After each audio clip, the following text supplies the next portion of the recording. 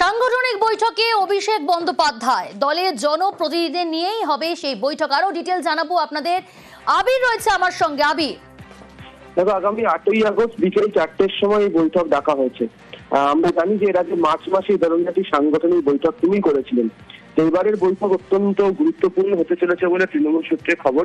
দলের সমস্ত সাংসদ, বিধায়ক, mayor, deputy mayor, chairman, vice chairman, সকল জেলা পরিষদ সদস্য, পঞ্চায়েত সমিতির সভাপতি, কলকাতা পুরসভার সমস্ত কাউন্সিলরদের এই বৈঠকে উপস্থিত থাকতে বলা হয়েছে।